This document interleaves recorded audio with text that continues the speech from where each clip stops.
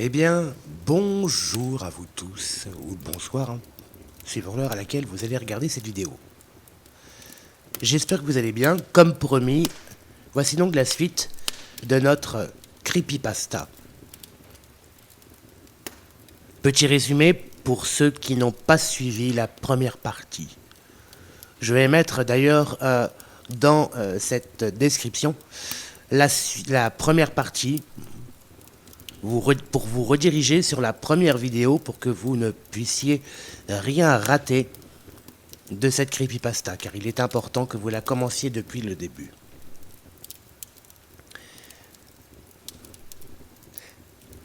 Donc, Luce et son père Julien donc aménagent dans une vieille maison, parce qu'en fait ils ne peuvent pas rester, si vous voulez, dans la depuis la mort de la mère de Luce et donc de la femme de Julien. La maison qu'ils avaient coûtait quand même relativement cher.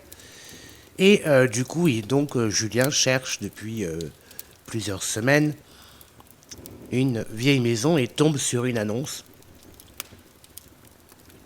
Et donc, forcément, il contacte l'acquéreur, il contacte en fait le propriétaire de cette maison qui vend cette maison d'ailleurs, qui vend cette vieille maison. Puis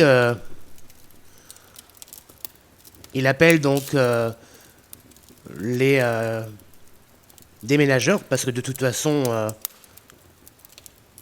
il compte acheter cette maison qui d'ailleurs a un prix très bas d'ailleurs. Ça on en parlera un peu plus tard dans le roman. Parce que j'en ai pas tellement parlé en fait dans la creepypasta pour le moment. Mais du coup en fait finalement, eh bien, Luce et lui arrivent donc pour aller visiter avant d'aménager quand même cette vieille maison.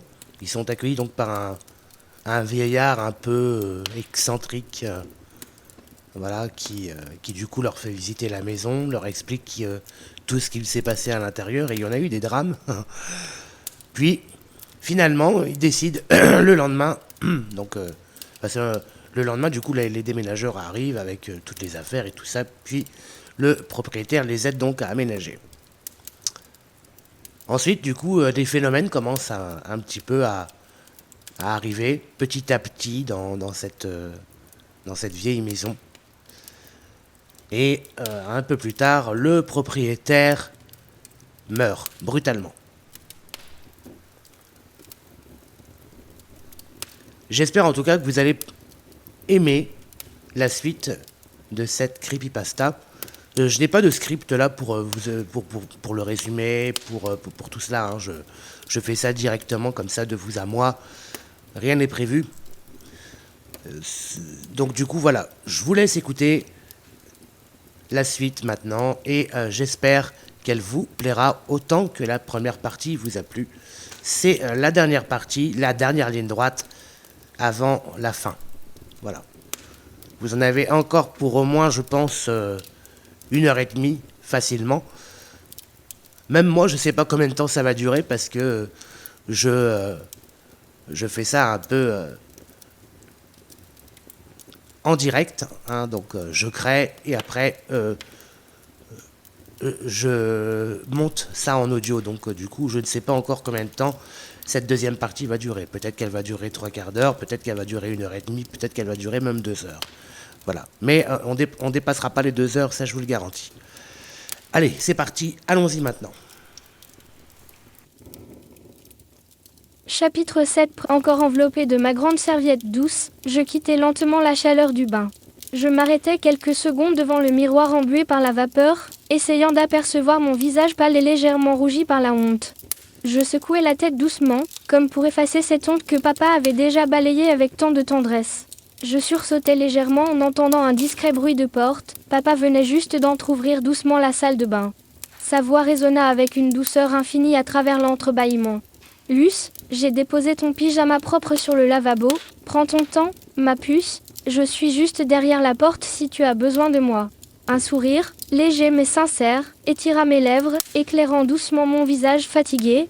Merci papa, répondis-je dans un murmure timide, réchauffé par la chaleur de son attention. M'approchant du lavabo, je découvris le pyjama qu'il avait choisi pour moi, un ensemble tout doux, en velours délicat, d'une teinte pastel rassurante.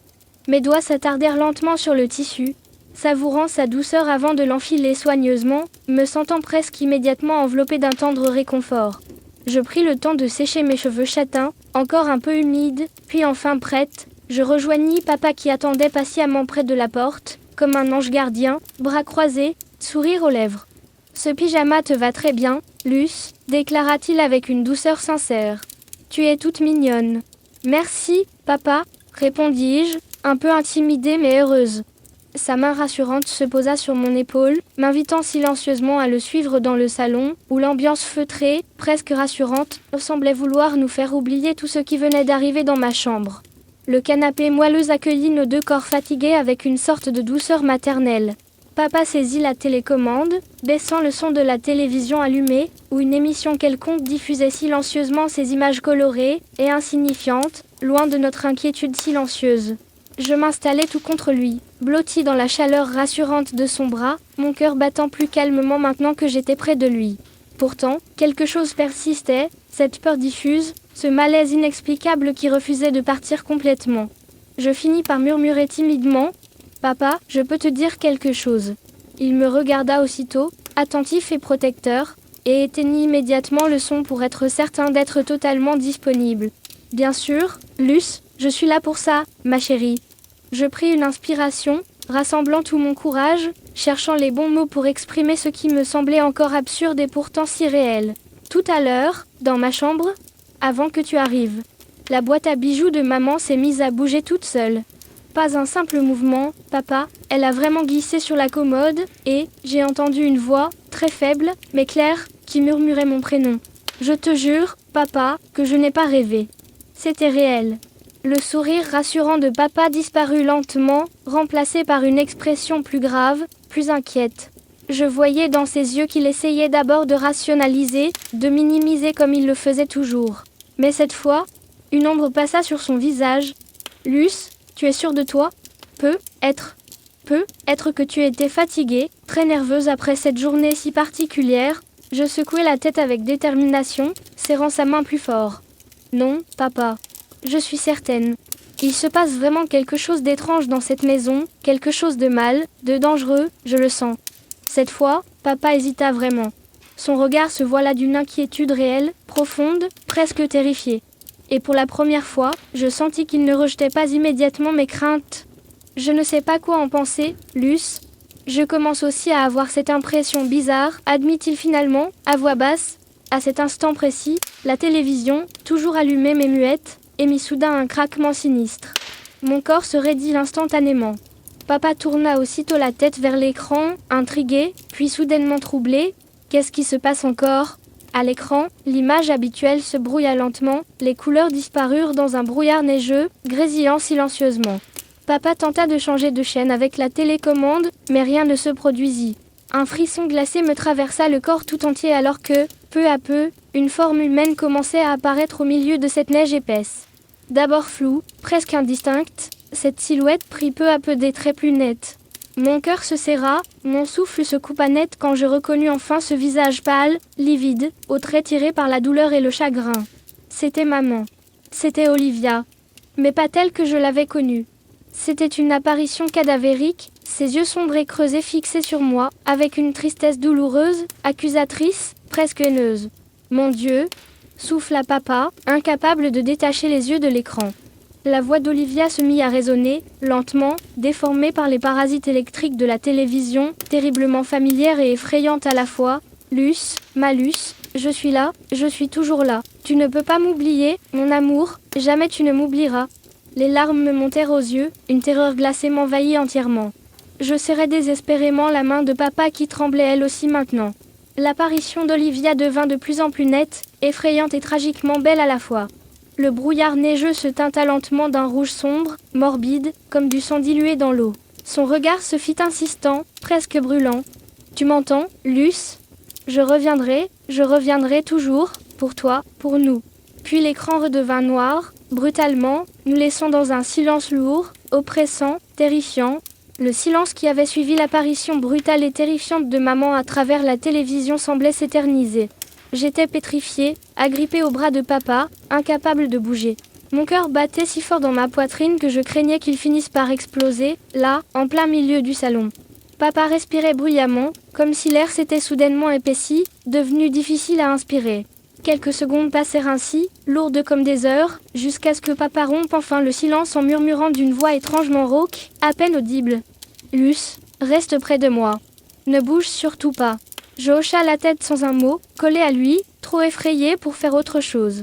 Papa se leva lentement, le visage tendu, inquiet, ses yeux balayant la pièce à la recherche d'un signe, d'une explication rationnelle, de quelque chose, auquel s'accrocher, pour ne pas sombrer complètement dans la folie, mais il n'y avait rien. Rien que le silence étouffant, pesant, presque palpable. Puis, soudain, tout changea. Une odeur, terrible, écœurante, infecte, s'insinua lentement dans la pièce. Je fronçai les sourcils, levant instinctivement la main pour me couvrir le nez. C'était une odeur que je ne connaissais pas, une odeur atroce, comme de la viande pourrie mélangée à quelque chose d'encore pire, quelque chose d'indescriptiblement répugnant. « Papa !» murmurai-je, l'estomac déjà retourné par cette odeur atroce. « Tu sens ça aussi ?» Il porta lui aussi la main à sa bouche, pâlissant brusquement. Il sembla lutter un instant contre une violente nausée, avalant plusieurs fois péniblement. « Oui, Luce, oui, je le sens, mon Dieu, qu'est-ce que c'est ?» Nous échangeâmes un regard affolé, tandis que l'odeur devenait de plus en plus intense, presque insupportable. Ma gorge se contractait douloureusement, mon estomac menaçait de se retourner complètement. Je n'avais jamais ressenti une telle envie de vomir, une telle répulsion physique. Puis, sans prévenir, un bruit sec, violent, retentit derrière nous. Papa sursauta et se retourna d'un seul mouvement, m'entraînant dans son geste protecteur. Sur une étagère, un vieux réveil oublié, sans pile depuis longtemps, venait de se mettre à sonner brutalement, ses aiguilles tournant à toute vitesse comme prises de folie. Le son métallique résonnait dans le salon, insupportable, presque douloureux. Papa se précipita sur l'objet, essayant vainement de l'arrêter. Il arracha le couvercle arrière, cherchant à comprendre comment il pouvait fonctionner sans pile, mais l'intérieur était vide, les compartiments à pile parfaitement déserts. Il recula brusquement, lâchant le réveil comme s'il s'était brûlé. L'objet continua de vibrer sur le sol, agité de spasmes violents, avant de se taire brutalement. Nous n'eûmes même pas le temps de reprendre notre souffle qu'un nouveau bruit éclata derrière nous. Un tableau accroché au mur se décrocha violemment, tombant au sol avec fracas, son cadre se brisant en éclats sur le plancher. Puis ce fut le tour des livres, empilés soigneusement sur une bibliothèque, qui s'effondrèrent soudainement, s'éparpillant comme poussés par une main invisible, rageuse. « Papa !» criai-je, terrifié, serrant son bras de toutes mes forces. Il me tira contre lui, essayant désespérément de me protéger de cette folie grandissante, mais la maison elle-même semblait se révolter contre nous. Chaque objet, chaque meuble, chaque recoin semblait animé d'une vie propre, agressive, menaçante. Puis, lentement, d'autres bruits, plus subtils mais tout aussi inquiétants, s'ajoutèrent à ce chaos, des murmures indistincts, à peine perceptibles au début, mais qui devenaient rapidement plus clairs, plus nombreux, venant des murs, du plafond, du sol même. Des voix, nombreuses, entremêlées, impossibles à comprendre distinctement, mais chargées d'une haine palpable. Des voix de colère, de douleur, de vengeance. Papa regarda soudain vers le plafond, pâlissant de plus en plus. Je levai les yeux à mon tour, prise d'effroi en voyant d'épaisses gouttes rouges, sombres comme du sang frais, se former lentement, grossir et commencer à goutter lourdement sur le sol, laissant sur le parquet des taches sinistres et macabres. « Luce !» souffla papa, la voix étranglée par l'effroi. « On doit partir, maintenant. » Mais à peine eut-il prononcé ces mots qu'une porte, au fond du salon, claqua violemment, se refermant comme poussée par un vent violent, invisible. Un vent glacé, chargé de cette même odeur écœurante de pourriture, parcourut la pièce en nous enveloppant, nous paralysant presque sur place.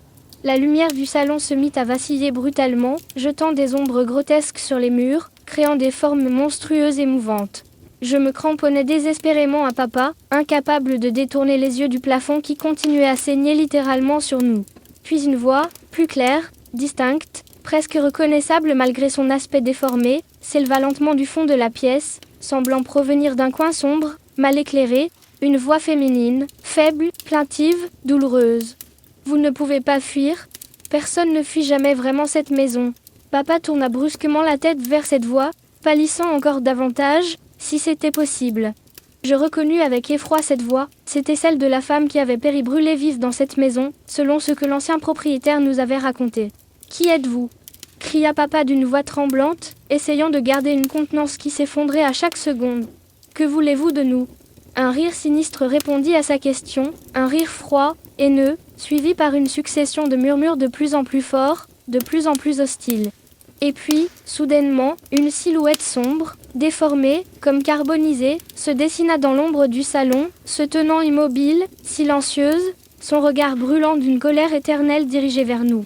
Je criai d'effroi en me réfugiant encore davantage contre papa, mais d'autres ombres apparurent rapidement, une à une, prenant forme autour de nous, comme si tous les esprits prisonniers sous cette maison maudite étaient enfin libres, enfin prêts à se venger de ceux qui avaient osé pénétrer leur territoire maudit.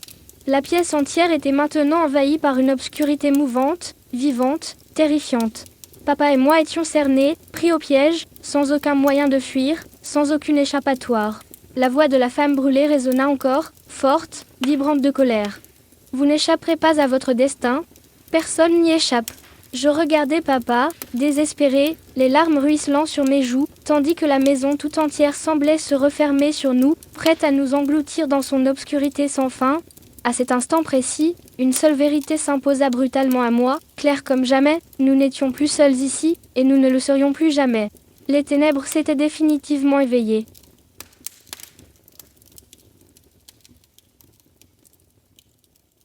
Chapitre 8. Première partie. Retour en arrière.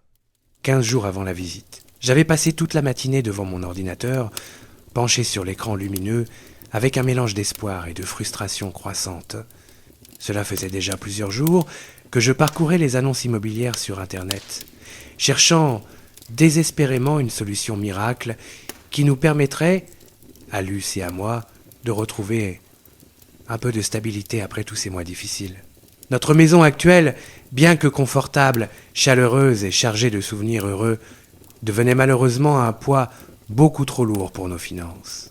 Depuis la mort d'Olivia, les charges étaient devenues écrasantes, et chaque mois se terminait dans une angoisse profonde, une inquiétude constante de savoir si j'arriverais encore à payer les factures, à assurer un minimum de confort pour ma fille. Mais aujourd'hui, l'urgence était encore plus pressante. J'avais promis à Luce que tout irait bien, que je trouverais bientôt une solution, une nouvelle maison, qui serait à la fois agréable et plus abordable. Pourtant, chaque annonce que je consultais semblait plus déprimante que la précédente. Soit les prix étaient beaucoup trop élevés, soit les habitations proposées étaient dans des états déplorables, complètement inhabitables, sans de lourds travaux que je ne pouvais absolument pas me permettre. Je soupirais lourdement, en me frottant les yeux avec lassitude. J'avais parcouru au moins une centaine d'annonces sans succès, et mon moral était en chute libre.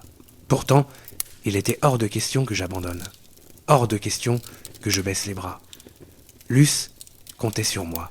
C'était ma responsabilité, en tant que père, de lui offrir un foyer digne de ce nom, de lui assurer un avenir stable, même si cela signifiait quitter cette maison que nous avions tant aimée, que nous avions habitée avec Olivia pendant ces quelques années de bonheur intense. Je me levai lentement de ma chaise, faisant craquer mes articulations engourdies, et je décidai d'aller faire un tour dehors pour me changer les idées. Être qu'en allant directement dans les agences immobilières locales, en discutant face à face avec les agents, j'aurais plus de chances d'obtenir des informations utiles, des opportunités que je n'aurais peu. Être pas trouvé seul sur Internet. Une demi-heure plus tard, je poussai la porte vitrée d'une agence immobilière située au centre-ville. La clochette retentit au-dessus de ma tête, attirant immédiatement l'attention d'un agent derrière son bureau, qui releva la tête avec un sourire commercial parfaitement étudié. « Bonjour, monsieur. Que puis-je faire pour vous ?» Je m'avançai lentement vers lui, esquissant un sourire fatigué en réponse. « Bonjour.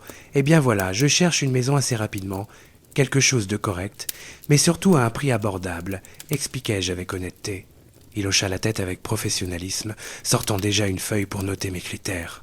Je vois. Quel est votre budget exactement ? Je pris une légère inspiration, presque gêné par la modestie de mes moyens, et lui donnai un chiffre qui provoqua aussitôt un discret froncement de sourcils de sa part. « Je comprends, dit-il prudemment, réfléchissant quelques instants avant d'ajouter. « Écoutez, à ce prix-là, cela risque d'être compliqué. Mais on va quand même regarder ce que nous avons en stock. » Pendant plusieurs longues minutes, il consulta ses dossiers, feuilleta des classeurs, parcourut ses listes informatisées, en secouant régulièrement la tête avec une moue contrariée. Je sentis mon cœur se serrer progressivement, anticipant déjà la déception qui ne manquerait pas de venir. « Malheureusement, reprit-il après un temps interminable, je n'ai pas grand-chose à vous proposer directement aujourd'hui. Mais laissez-moi votre numéro de téléphone, monsieur. Je vais contacter plusieurs propriétaires avec qui nous avons déjà collaboré. Peut-être auront-ils quelque chose qui correspond à vos critères. » Je notai mon numéro sur une feuille, en remerciant malgré tout l'agent immobilier pour son temps, même si j'étais clairement déçu. Je ressortis de l'agence avec un sentiment amer, les épaules lourdes sous le poids de cette incertitude. En rentrant à la maison, je m'arrêtai dans un petit tabac-presse pour acheter plusieurs journaux locaux, espérant y trouver une annonce privée intéressante, quelque chose qui ne serait être pas encore passé par une agence. De retour à la maison, je m'assis immédiatement dans le salon, étalant les journaux devant moi, feuilletant rapidement les petites annonces, mes doigts tachés par l'encre fraîche des pages. Malheureusement, les résultats furent tout aussi décevants. Quelques rares annonces correspondaient à mon budget, mais elles décrivaient des maisons isolées, décrépies ou totalement insalubres, nécessitant forcément des travaux coûteux ou impossibles à entreprendre seul. Je laissai tomber le dernier journal sur la table basse avec un soupir de lassitude, fermant les yeux quelques instants. Je me sentais totalement impuissant, coincé dans une impasse dont je ne voyais plus du tout l'issue. Mais alors que j'étais presque décidé à abandonner pour aujourd'hui, le téléphone fixe de la maison se mit soudain à sonner, me faisant sursauter légèrement. Je me levai lentement, me dirigeant vers le téléphone avec une pointe d'espoir prudente. Peut-être était-ce l'agence, peut-être qu'enfin ils avaient trouvé quelque chose d'intéressant, quelque chose qui nous sortirait de cette impasse infernale. « Allô ?» dis-je en décrochant, d'une voix légèrement tendue par l'attente, une voix rauque, vieillie par le temps mais étrangement joviale, résonna dans le combiné. « Bonjour, monsieur !» Je me présente, Lucien Dufour. L'agence m'a communiqué votre numéro. Je crois avoir exactement ce que vous cherchez. Je sentis mon cœur s'emballer soudainement d'une excitation mêlée d'inquiétude. Enfin, une piste sérieuse ? Ah oui ? Répondis-je aussitôt, essayant de cacher mon impatience. Vous avez quelque chose à me proposer ? Vraiment ? Le vieil homme éclata d'un rire doux et rassurant, presque malicieux.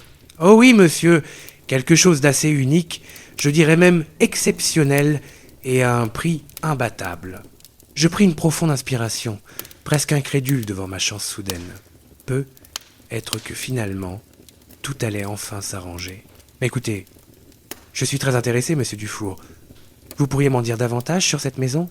Lucien marqua une brève pause, avant de reprendre, avec une voix mystérieuse mais chaleureuse. Bien sûr, monsieur, avec grand plaisir. Mais il est préférable que nous nous rencontrions directement sur place pour en discuter plus précisément, non ?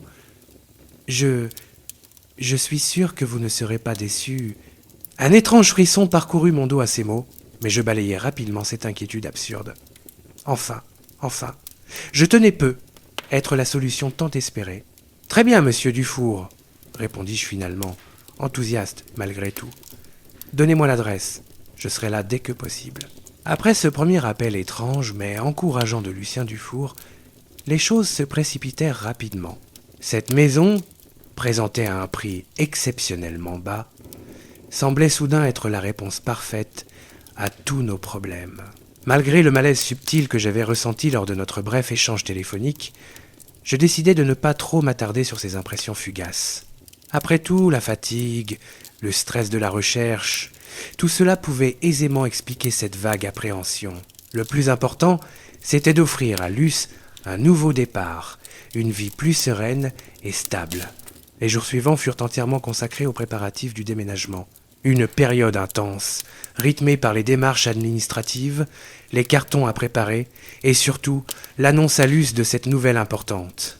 Je redoutais un peu sa réaction, sachant combien elle était attachée à notre maison actuelle, imprégnée du souvenir d'Olivia. Mais ma fille, comme toujours, fit preuve d'une maturité extraordinaire. Bien sûr, elle fut un peu triste, mais elle comprenait parfaitement l'urgence de notre situation. Sa confiance absolue en moi était à la fois touchante et effrayante, me rappelant sans cesse la responsabilité immense que j'avais envers elle. Alors que les cartons s'accumulaient lentement dans chaque pièce, je reçus un soir, quelques jours seulement avant notre départ définitif, un nouvel appel de Lucien Dufour. Sa voix, toujours aussi rocailleuse et sympathique, s'éleva joyeusement à l'autre bout du fil. « Ah, monsieur Morel, bonsoir. Je voulais prendre de vos nouvelles.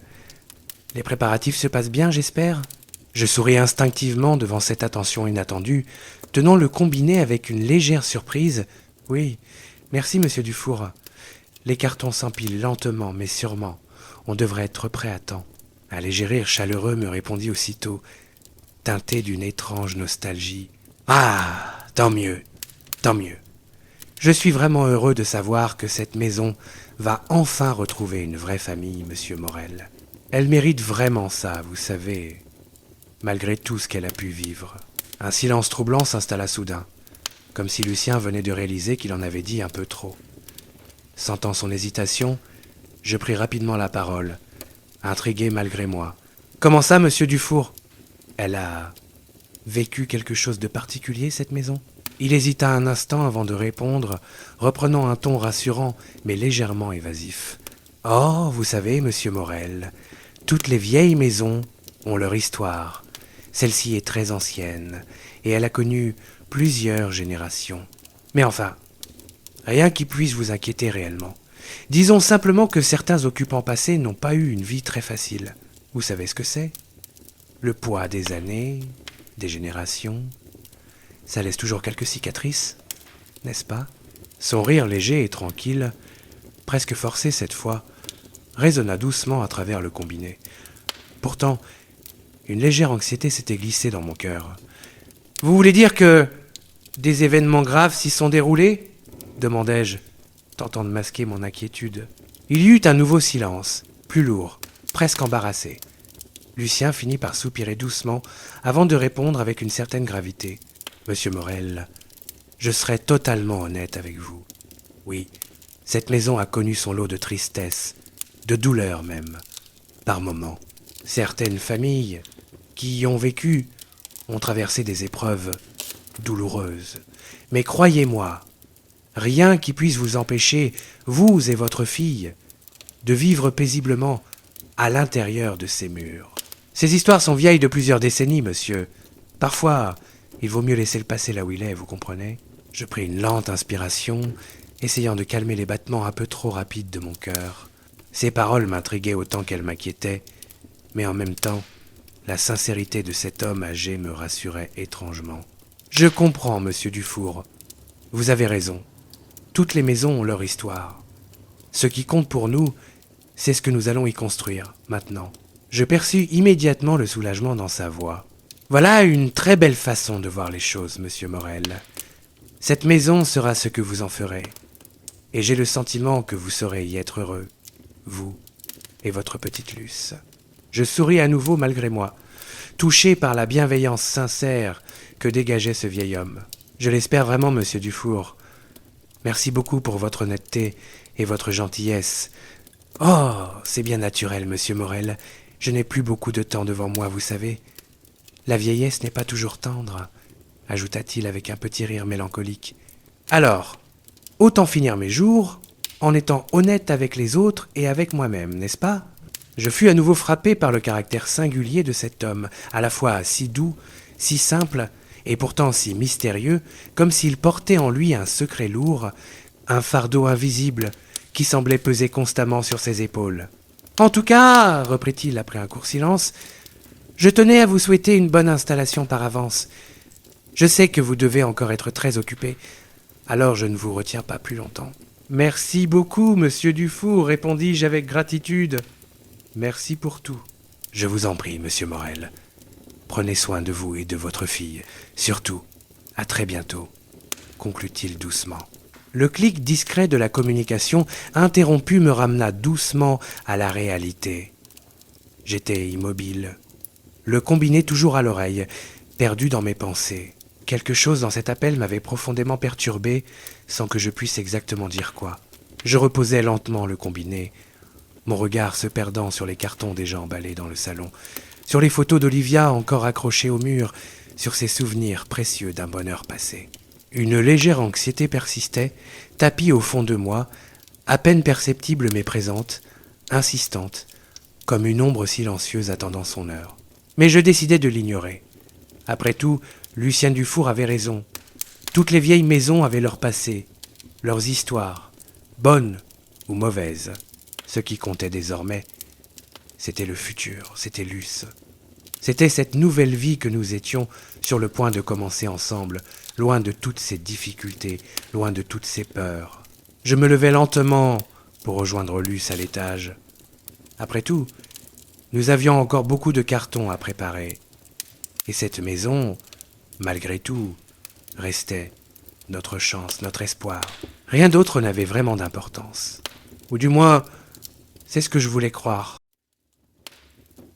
Petite pause explicative pour ma chère communauté. Et salut à toutes et à tous.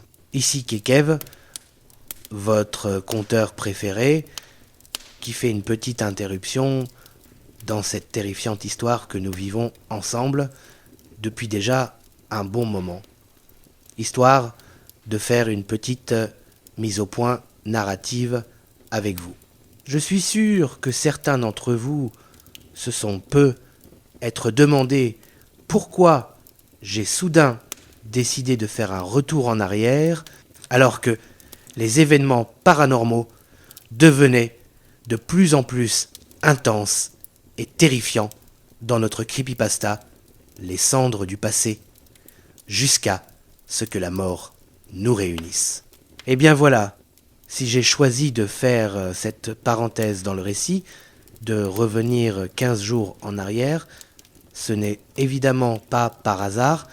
Mes amis, comme tout auteur qui se respecte, et vous savez que j'aime travailler soigneusement mes histoires, particulièrement celles qui doivent vous faire frissonner dans le noir.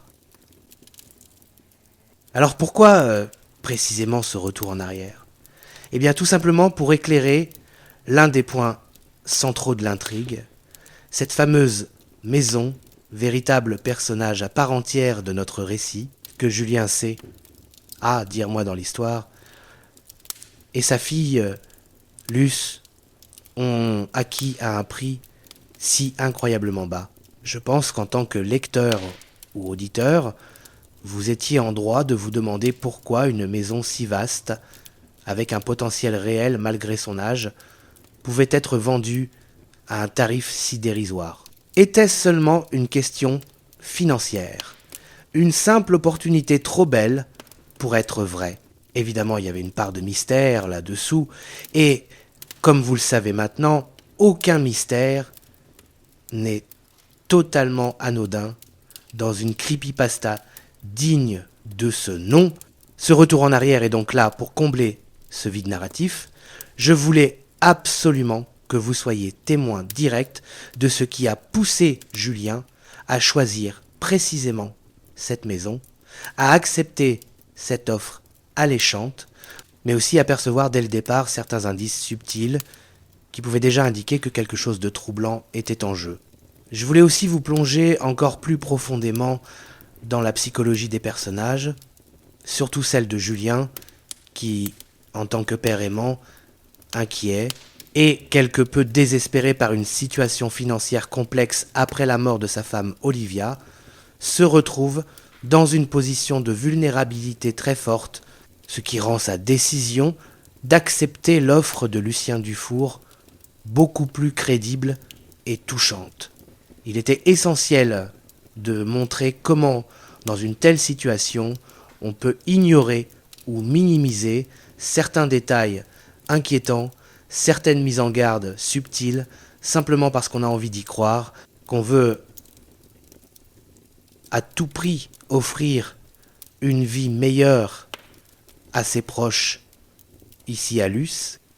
Ce retour en arrière rend donc la décision de Julien extrêmement humaine, très réaliste et encore plus tragique, car nous, lecteurs et auditeurs, savons déjà ce qui les attend, même si eux l'ignorent encore totalement à ce moment-là. Et puis, il y a aussi ce mystérieux Lucien Dufour, l'ancien propriétaire.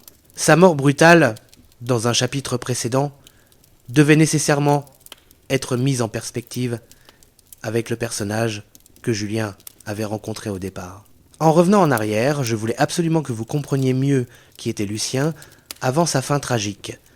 Un vieil homme, certes sympathique, apparemment bienveillant, mais hanté, usé par un lourd secret. Un homme qui, sans vraiment le vouloir, sans doute inconsciemment, précipitait Julien et Luce vers un destin terrible. Un homme fatigué qui cherchait à se libérer de ce fardeau pesant.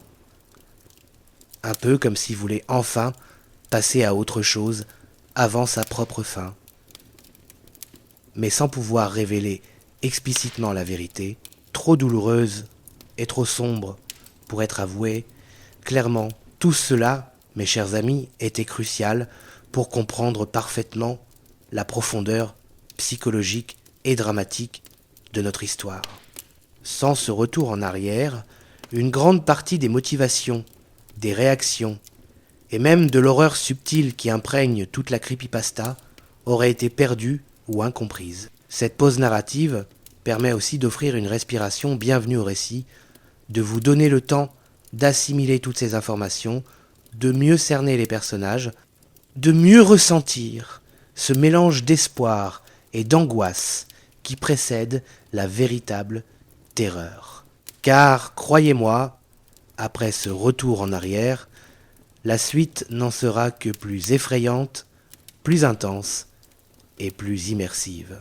Pour conclure cette petite parenthèse explicative, je voulais vous rappeler que mon objectif principal dans chaque creepypasta que je vous propose est toujours de vous offrir une expérience totale, réaliste et profondément humaine.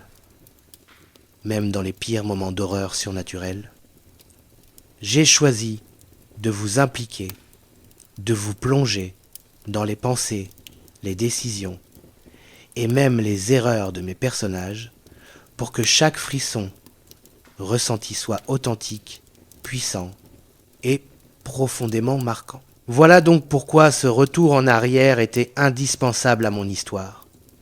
Il était nécessaire pour mieux comprendre, mieux ressentir et mieux vivre tout ce que nous allons découvrir ensemble dans la suite. Alors restez attentifs, mes amis, car si vous pensez avoir déjà vécu le pire, vous n'avez encore rien vu.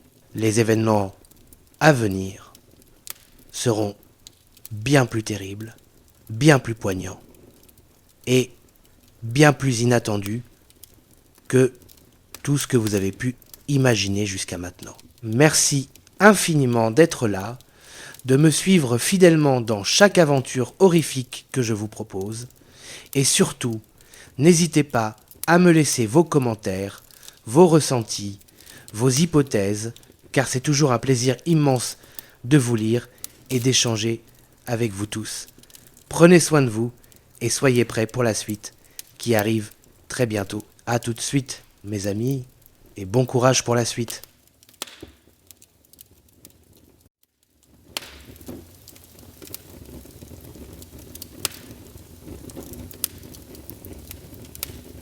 Chapitre 9. Descente aux enfers. À partir de cette nuit-là, le temps n'a plus semblé suivre son cours habituel. Il s'est étiré, tordu, brisé en 1000 fragments, chacun d'eux plus sinistre que le précédent. Chaque heure, chaque minute semblait désormais alourdie d'une menace invisible, d'un poids silencieux et morbide qui pesait sur mes épaules fragiles, m'écrasant lentement mais sûrement. Je me souviens parfaitement de cette sensation.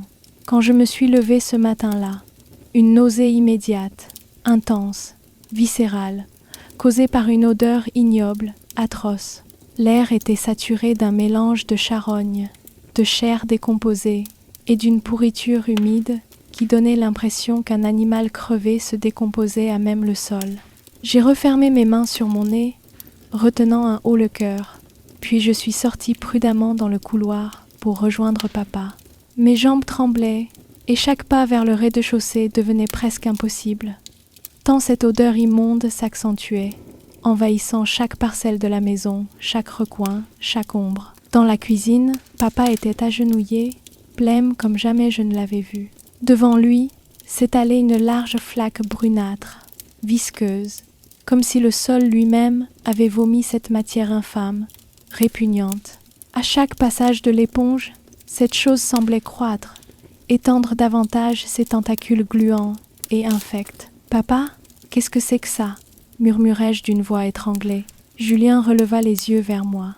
Son visage était ravagé par une terreur presque animale. « Luce, recule. Ne touche surtout pas. C'est immonde, » murmura-t-il, hagard, son regard perdu dans l'horreur de ce liquide. Je suis restée figée, le souffle court, incapable de bouger. Je sentais monter en moi une angoisse si forte, si profonde, qu'elle semblait capable de me noyer sur place. Et l'odeur continuait à se répandre, puissante, écœurante, insupportable. Pendant toute la matinée, nous avons cherché en vain d'où pouvait provenir cette ignominie. Nous avons fouillé la cave, inspecté chaque tuyau, chaque conduit. Nous avons ouvert les fenêtres pour tenter d'aérer la maison, mais l'air extérieur semblait impuissant contre cette horreur invisible, persistante. À la fin de la journée, épuisés et écœurés, nous avons dû admettre que nous étions totalement dépassés. La nuit suivante fut un cauchemar éveillé. J'étais couchée dans mon lit, immobile, incapable de fermer les yeux de peur qu'un nouveau phénomène terrifiant ne se produise à nouveau. Je me souviens du bruit très net que fit la porte de ma chambre, un craquement sinistre et lent, avant que je ne voie distinctement ce liquide brunâtre, répugnant, passer lentement sous la porte, s'infiltrant dans ma chambre comme une coulée de boue sanglante. Pétrifiée, incapable de crier, je me suis redressée dans mon lit, plaquée contre le mur, tandis que le miroir face à moi se couvrait lentement d'une buée opaque, glaciale. J'ai regardé avec horreur la silhouette qui commençait à se dessiner derrière le miroir. Un visage pâle, bouffi, déformé par la pourriture, les cheveux emmêlés, humides de terre ou de sang, des yeux vitreux, livides. C'était maman, mais pas la maman douce et tendre que j'avais aimée. Non, c'était une parodie monstrueuse, putride, dégoulinante d'un fluide noirâtre qui s'écoulait lentement de sa bouche ouverte en un rictus abominable. « Luce !» murmura cette apparition hideuse, d'une voix terrifiante, presque rauque, chargée d'une haine glaciale. « Luce ! Je ne vous pardonnerai jamais. » J'ai poussé un hurlement si déchirant que ma voix a semblé se perdre dans les profondeurs insondables de la nuit. Papa a immédiatement ouvert la porte, affolé, et la vision du miroir s'est évaporée aussitôt qu'il est entré, comme un cauchemar qui se dissipe dans l'air. Je me suis jetée dans ses bras, tremblante, secouée par des sanglots incontrôlables, répétant en boucle que maman était revenue, qu'elle nous haïssait, qu'elle voulait notre mort. Papa m'a tenue dans ses bras, tentant de me rassurer comme il pouvait, mais je sentais que lui aussi tremblait de tous ses membres. Nous étions tous deux piégés dans cette maison qui se jouait de nos sens, de nos émotions, de notre santé mentale. Les jours suivants, tout s'est aggravé à une vitesse hallucinante. Le sang a commencé à dégouliner régulièrement des plafonds, de véritables gouttes lourdes et poisseuses qui s'écrasaient au sol dans un claquement morbide. Le même sang qui apparaissait soudainement sur les murs en larges taches visqueuses et réelles. Papa a fini par récolter quelques gouttes dans un flacon pour les faire analyser. Notre voisin, ancien infirmier, était formel. Julien, c'est du sang, du vrai sang humain. La vérité froide et rationnelle venait de nous heurter de plein fouet. Nous étions réellement confrontés à un phénomène surnaturel d'une ampleur dépassant tout ce qu'on pouvait imaginer. Nous étions piégés, terrifiés, impuissants, mais ce n'était pas encore le pire. Le lendemain matin, je suis descendue dans le salon, appelant papa qui s'y trouvait, assis dans le canapé. Quand je suis arrivée près de lui, je me suis figée. Il était immobile, livide, le regard fixe, vide de toute émotion, comme un automate déconnecté de son alimentation électrique. Je me suis approchée doucement, la voix tremblante. « Papa, papa, tu m'entends ? Réponds-moi. » Mais il ne répondait pas. Je l'ai secoué, j'ai crié, j'ai pleuré à chaudes larmes, en suppliant qu'il revienne. Mais il était devenu une statue vivante, sans réaction, figé dans un monde invisible et inaccessible. J'ai senti alors monter une terreur plus intense que tout ce que j'avais pu ressentir auparavant. La terreur de perdre définitivement la seule personne qui comptait encore pour moi. Puis, soudain, comme réveillé d'un sommeil profond, papa s'est brusquement redressé, haletant, désorienté, comme s'il revenait d'un lieu très lointain, un lieu sombre, glacé et effrayant. Il m'a regardé, les yeux emplis d'une terreur absolue, comme s'il comprenait enfin que cette maison n'était pas simplement hantée, mais possédée, habitée par quelque chose de démoniaque qui voulait nous détruire totalement. À cet instant, je sus que notre destin était scellé. Nous étions pris au piège d'un cauchemar sans fin, et je ne savais plus si j'avais encore la force de tenir, ou si la folie allait bientôt m'engloutir définitivement. Tout ce que je savais, c'est que l'horreur véritable venait à peine de commencer. Cette nuit-là, les ténèbres nous encerclaient comme jamais auparavant. L'air était devenu si lourd que chaque respiration me semblait pénible. Chaque bouffée d'oxygène s'accompagnait désormais d'une sensation de brûlure au fond de mes poumons. La maison semblait avoir pris vie, devenant une entité vivante, hostile, menaçante, un être démoniaque, affamé de souffrance. J'étais assise dans le canapé, recroquevillée contre papa, incapable de fermer les yeux. Nous avions peur, nous avions froid, et surtout, nous étions paralysés par l'idée que maman était désormais partout, capable d'influencer nos moindres mouvements, nos moindres pensées. Soudain, sans prévenir, une odeur âcre se mit à emplir la pièce. Une odeur de soufre brûlé, âpre et toxique, accompagnée d'une senteur plus subtile, mais tout aussi ignoble, rappelant le bois calciné, la chair brûlée, la peau consumée. Papa se redressa d'un bond, alerte, les yeux soudain agrandis par l'effroi. « Luce, tu sens ? Ça brûle quelque part. » Je le suivis, paniqué, incapable de contrôler mes tremblements. Papa courait d'une pièce à l'autre, les mains tendues devant lui comme s'il cherchait à toucher un incendie invisible, une flamme fantôme, tandis que l'odeur de brûlé gagnait en intensité, se mêlant à l'odeur épouvantable du charnier, qui ne nous quittait plus depuis des jours. Nous avons fouillé chaque recoin, chaque chambre, chaque placard. Rien.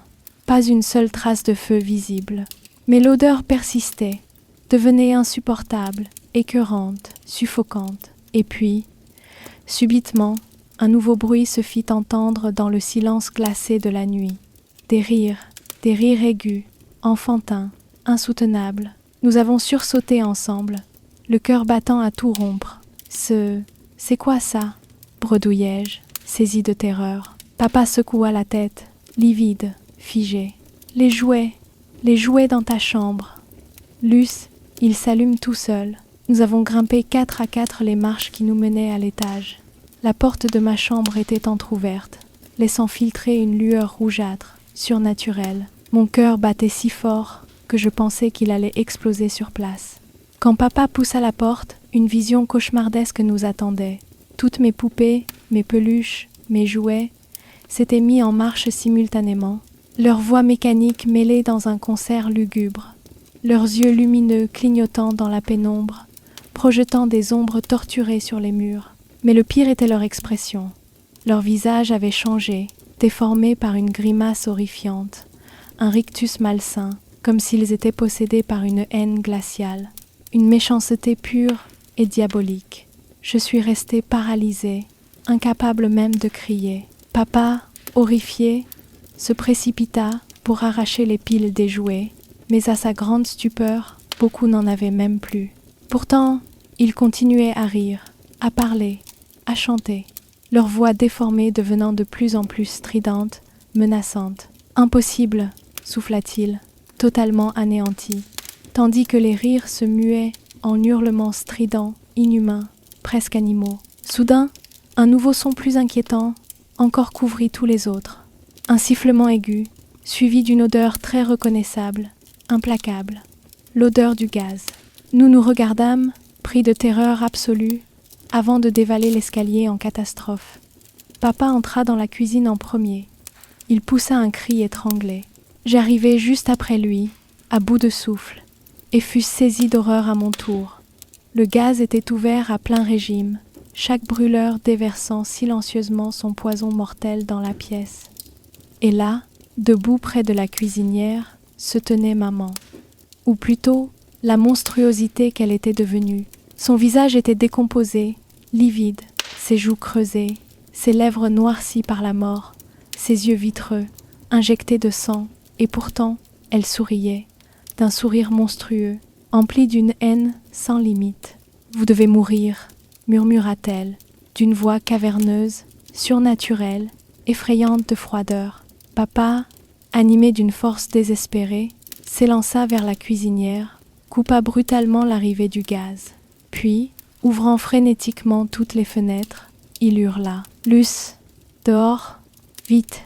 Je restai figé quelques secondes, pétrifié par l'apparition, qui maintenant disparaissait lentement, se dissolvant dans l'air comme un fantôme vaincu. Quand papa me prit par la main pour m'entraîner dehors, je sentis à nouveau son souffle brûlant contre mon oreille. « Je reviendrai pour vous, encore et encore, jusqu'à ce que vous me rejoigniez. » Nous avons passé le reste de la nuit dehors, assis sur les marches glacées de l'entrée, tremblants, serrés l'un contre l'autre, incapables de parler. Nous étions épuisés, terrifiés, désespérés, conscients d'avoir frôlé la mort de très près. Mais la pire des certitudes pesait sur nous. Elle n'allait pas abandonner. Olivia, cette chose devenue maléfique, était décidée à nous détruire définitivement. À l'aube, la maison était redevenue silencieuse, paisible en apparence. Mais nous savions tous deux que ce n'était qu'une façade, une illusion trompeuse. L'entité maléfique qui nous tourmentait était là, tapie dans l'ombre, prête à frapper à nouveau.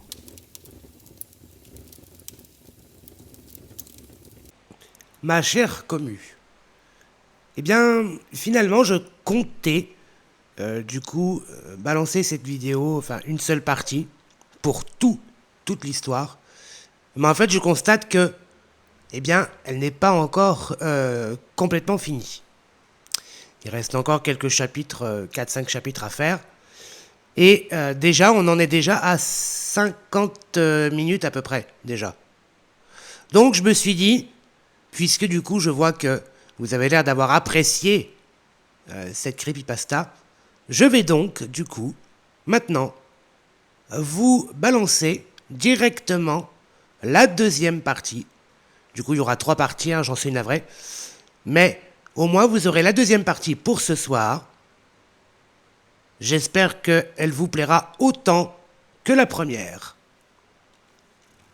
Merci de vous abonner si ce n'est pas déjà fait, d'activer la cloche, de laisser des commentaires si vous le désirez, et de soutenir mon petit travail avec des petits pouces.